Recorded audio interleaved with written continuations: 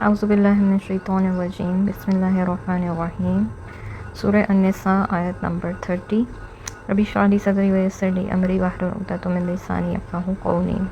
پیچھے ہم سورہ نساء میں پڑھے تھے کہ ایک دوسرے کے مال جو ہے وہ باطل طریقے سے نہ کھاؤ اور اپنے آپ کو ناحق قتل نہ کرو۔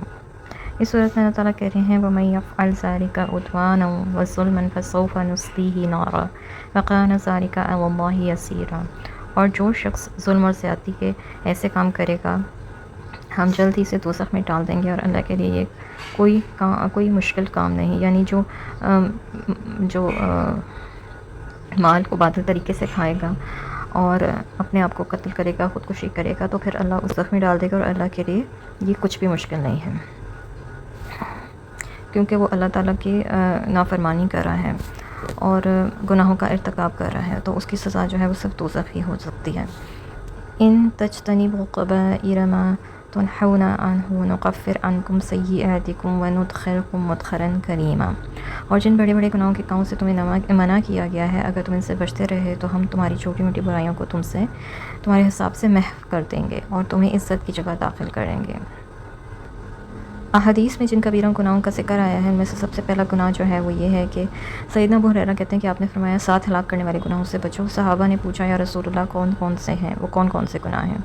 فرمایا شرک باللہ، اللہ کے ساتھ شرک کرنا، جادو کرنا، ایسی جان کو ناحق قتل کرنا جسے اللہ نے حرام قرار دیا ہو، جیسے اپنی اولاد کو ناحق قتل کر دینا، سود، یتیم کا مال کھانا، میدان جنگ سے فرار، اور پاک باز بھولی بھالی مومن عورتوں پر تہمت لگانا۔ دوسرا جو کبیرہ گناہوں میں آتا ہے وہ یہ ہے کہ سیدنا عبداللہ بن مسعود کہتے ہیں کہ میں نے رسول اللہ صلی اللہ علیہ وسلم سے پوچھا کہ اللہ کے نزدیک کون سا گناہ بڑا ہے؟ فرمایا یہ کہ تو کسی اور کو اللہ کے برابر کر دے حالانکہ اللہ ہی نے تجھے پیدا کیا۔ میں نے عرض کیا کیا یہ تو واقعی بڑا گناہ ہے، اس کے بعد کون سا گناہ بڑا ہے؟ فرمایا تو اولاد کو اس ڈر سے مار ڈالے کہ اسے کھلانا پڑے گا، یعنی مفلسی کے ڈر سے اولاد کو مار دینا۔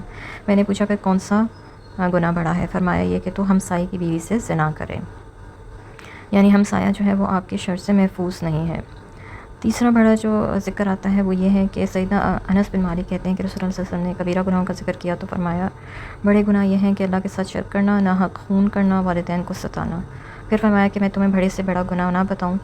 قول الزور، یعنی جھوٹ کو ہیرا پھیری سے سچ بتا دینا، یا ایسی ہی جھوٹی گواہی دینا۔ جھوٹی گواہی دینا بھی جو ہے وہ بہت بڑے گناہوں میں سے ایک گناہ ہے۔ بعض گناہ ایسے ہوتے ہیں جو موقع محل کے لحاظ سے مزید شدت اختیار کر جاتے ہیں، جیسے لوگوں کا مال ناجائز طریقے سے کھانا کبیرہ گناہ ہے مگر یتیم کا مال کھانا اور بھی بڑا گناہ ہے، یا داؤ فریب سے مال بیچنا گناہ ہے مگر جھوٹی قسم کھا کر مال بیچنا اور بھی بڑا گناہ بن جاتا ہے۔ عام عورتوں پہ تہمت لگانا بھی بڑا گناہ ہے مگر بھولی بھالی انجان عورتوں پہ تہمت لگانا مزید جو ہے وہ شدت اختیار کر جاتا ہے۔ اولاد کا قتل کرنا بھی بہت بڑا گناہ ہے مگر مفلسی کے ڈر سے اولاد کا قتل کرنا اور بھی بڑا گناہ ہے۔ اسی طرح زنا ایک کبیرہ گناہ ہے مگر جب یہ زنا اپنی ماں، بیٹی، بہن یا دیگر محرمات سے کیا جائے تو یہ پھر شدت اختیار کر جاتا ہے اور مزید بڑا گناہ بن جاتا ہے۔ اسی طرح اگر شادی شدہ عورت یا مرد زنا کرے تو یہ گناہ کوارے مرد یا عورت سے زیادہ شدید ہو جائے گا۔ ایسے ہی ہمسائے کی بیوی سے زنا کرنا کسی دوسری عورت سے زنا کرنے کے بنسبت زیادہ شدید ہوگا، یا بوڑھے آدمی کا زنا کرنا جوان آدمی کے زنا کرنے سے کے نسبت زیادہ شدید ہوگا، اور اگر بوڑھا زانی اپنے ہمسائے کی بیوی سے زنا کرے تو کسی دوسری عورت سے زنا کرنے کی بنسبت اس کا جو گناہ ہے وہ 3 گنا بڑھ جائے گا۔ یہی صورت باقی گناہوں کی بھی ہوتی ہے۔